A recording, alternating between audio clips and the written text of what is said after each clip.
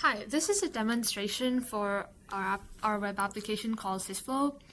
SysFlow is a plural management tool that was developed to help individuals who have dissociative identity disorder or other specified dissociative disorders to be able to track the different headmates that will be fronting in their heads. In simple terms, this is a disorder where people have multiple personalities in their head, and different parts of the personalities will express themselves at different points. So we make an application that allows them to be able to track which personality is expressing themselves at what point. And use cases for this would be for doctors to assist in medical diagnostic tools where they can effectively see which headmates would front at what time frames and whatnot. So I'm going to go ahead and show you how to use our application. First, you will be directed towards the sign-in page where you can type in your user account, because I already have like a pre-made account with some test data. I'm going to go ahead and log into that for you. So as soon as you sign in, you're going to just come to our dashboard. You have light and dark modes. And in our dashboard, you just have a bunch of quick options you can do. You can see who's currently fronting, and the time will run even if you have closed the application for that time frame. So here on the dashboard, we also have a section where you can edit the system profile. From here, you can change your display name. Let's put Alan down, and this will display it as Alan system both here and up here on the vertical dash. You also have the ability to change your username and set a description for the system. You can also see your current fronter, which we will discuss a little bit more in a bit. And then we also have quick actions, which quickly take you to other pages on the app. So next up, we have the headmates page. And here we have two views. This is the first view, which is a list view, which is a more compact version for people who have a lot of headmates or just want to quickly scroll through anything. And then we also have the card view, and here you can see the fronter name, pronouns, description, and some other fields. So you can add headmates, and you do have to provide a name. So let's call this one Tree. Say they have any pronouns. And for their description, we will say that they front only at night, perhaps. And here we also have custom fields, which are any fields that you want at all. So you could say, you could do, for example, the role in the system, and let's say that Tree is perhaps a protector. And you can add whatever fields you want, and this will just show up right here on the bottom of the card. We also have a view so you can easily see anything that you want. For example, this is Rin, and you can see everything like that. And we also have templates where you can add custom templates for your custom fields that will auto-populate when you add headmates. And then we also have front history, and this is where you can see previous switches and who's currently fronting very easily. So right now, as you can see, Rin is currently fronting, and here you can also edit start time and end time. So for example, you can change who is fronting, let's say Kai, and you'll see this go everywhere throughout the entire system.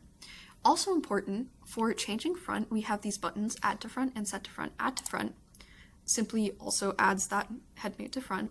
So right now we have Kai and Alex fronting, and this has started a separate timer, and you can also remove headmates from front.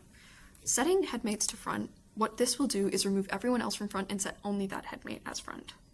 And these changes will show up in the front history with every headmate shown separately so that you can easily edit any start times, end times, and change people out for fronting.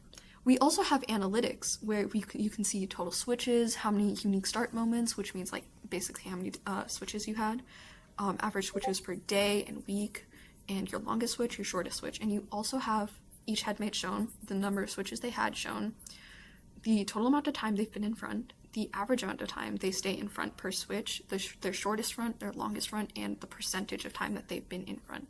You can also see the amount of switches per day, per week, and how many switches occur per hour on average. And you can also filter this by week, month, year, or all time. Lastly, we have our journal. Our journaling tool will allow any of the individuals who are currently fronting to be able to make short journals based on what they feel at that point in time. So, for instance, if I'm just going to say test for this journal and I'd say I am happy, you could write down like the name of a headmate currently selected, who currently wrote that entry. I'm going to put Alex for this instance, and I'm going to save it. And just like that, you can do test journals for, you can just do journals for any headmate who's currently fronting.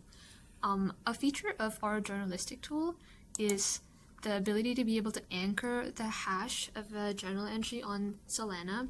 The reason we implemented a decentralized system in this part of our application is because we recognize that different headmates might want different things in terms of what they said at certain points. This could lead to headmates deleting journaled entries that were made by other headmates.